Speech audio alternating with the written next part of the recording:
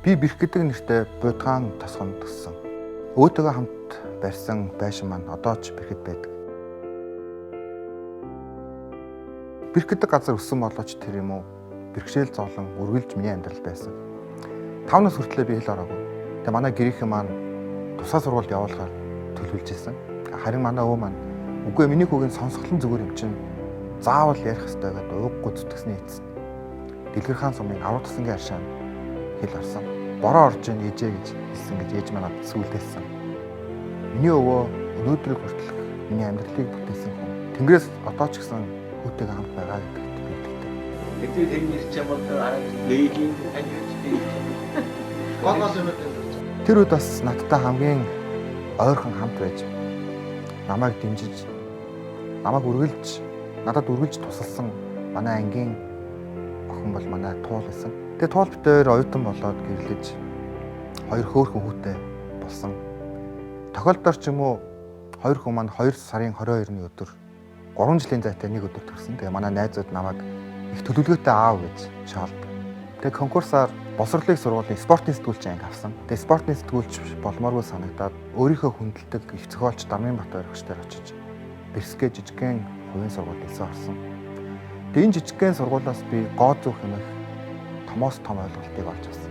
Миний хувьд гоо зүү гэдэг бол алсын хараа. Хувь хүний хөгжил, байгууллагын сэргэн мандал, улс орны хөгжлийн цөм болсон алсын харааны тухай та энэ номноос унших боломжтой. За би үндэсний телевизэд охид хөвгөөд гэж нэвтрүүлэг хөтэлдэг байсан. Тэгээ нэг удаагийн дугаар цэцгэсний дараа манай нутгаас манай лавга дарга ирсэн. Дахин доо чи өөрийнхөө өсвөрсөн нутагт хурж ирж надтай хамт ажиллахгүй мүү гэдгсэн. Тэр 2000 он байсан. Ингээд 21 настай одоо Бэрх хотын засаг даргын тамирын газарт ажиллах юм боломж гарсан. Залуудаа одоо бас төрийн ажлын амаргүй ачааллыг мэдрэх суралцах юм боломж байсан. Тэр үед 2001 он.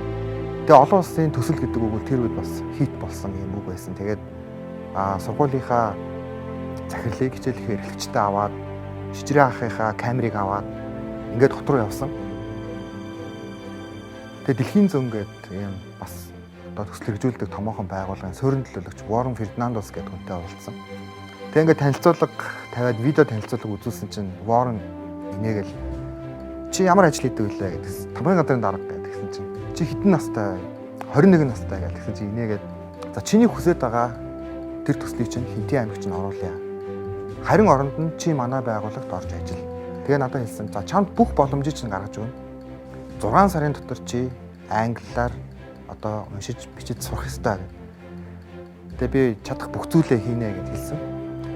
Тэгээ өдөрт 20 үг цээжилдэг гэсэн. Тэгээд 2008 он болсон. Олон улсын байгууллагт бас 5-6 жил ажилласан. Тэр үед би одоо Европын санхүүжилт хариуцсан бүсийн захирлаар одоо хотод ирээд ажиллаж байсан.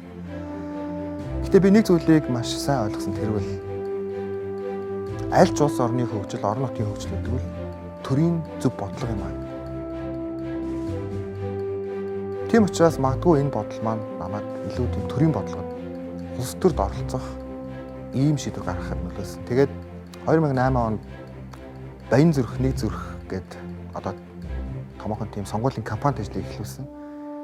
Тэгээд тэр үед би Баян зүрх дүүргийн нийгмийн хөгжлийн хэлтсийн дараагаар одоо дэлхийн зам ус гарсныхаа дараа ажилд орсон. Тэгээд бид нар 100% ялсан. Тэгэд энэ маань өөрөө намайг Монгол Ардын намын хэрэглэх газрын одоо дараагаар ажиллах ийм боломжийг өгсөн.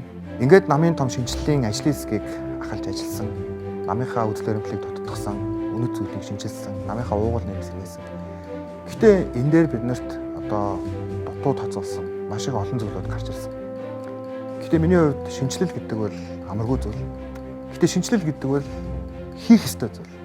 2000 одоо 12 оны сонгуулийн дараа манай нам ялагдсан. Тэр үед би намын ерхий нэрийн бичгийн даргын үр гүйцэтгэгчээр ажиллаж байсан. Ингээд өнөөдрийг хүртэл бас туулсан амьдрал ажилласан туршлагаа олон улсын онлоор харьцуулах шаардлага байна гэж үзсэн.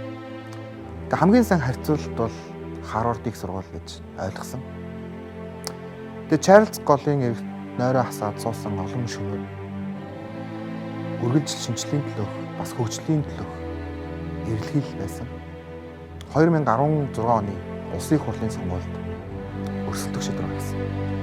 Яагаад үг гэхээр өнөөдрийн байгаа байдал намайг энэ зүйлд үзүүлсэн. Өнөөдөр парламент гэдэг бол хин нэгэн лойрчин нуугдах хуулийн цайз биш. Парламент гэдэг бол хин нэгэн хүн бизнес хийхдээ ашигладаг төрийн эрх мэдэл биш. Парламент гэдэг бол баян айл хүүхдэд хүмүүжүүлдэг цэцэрлэг биш. Парламент гэдэг бол төлөөллийн байгууллага. Олон төлөөлөлд орж ирэх боломжтой байж зөв бодлого гаргана. Тийм учраас нэг л жирийн тосгонд төссөний хувьд хөдөө орон нутагт чад дараалан ажилласны хувьд төрлөх хэдийн ангиасаа нэр дэвшиж тэдний дунд байгаа. Магадгүй ажиллаж байхдаа хэрэгжүүлж чадаагүй, хийж чадаагүй тэр ажлаа гүйцэж тэр ажил тэр бүх зүйлийг тэр хүмүүсийн дуу хоолойг төрийн бодлогонд тусахын тулд би энэ удаагийн улсын хурлын төвшин гэж шийдвэр гаргасан. Хэрвээ хэн нэг надаас төвшүүлж байгаа мөрийн project ганцхан өгүүлбэр тодорхой бол би хүн, ажил, мал гэж. Энэ бүх зүйлээр доктортой хөгжил байж иж орон нутгийн хөгжил өгөх доктортой байна. Тийм учраас энэ зүйлийг л хий гэж. Энтэй аймгийн 41-р тойрогт Монгол Ардын намаас нэр дэвшигч Лувсан намсрын оюун эрдэнэ. Тэгээ миний хувьд хамгийн чухал зүйл бол одоо цаг. Одоо цагийн хүч хамгийн хүчтэй байдаг. Тийм учраас өнөөдрийг өөрчлөе гэсэн уриатаагаар энэ удаагийн сонгуульд орж байгаа. Таны сонголт өнөөдрийг өөрчилнө.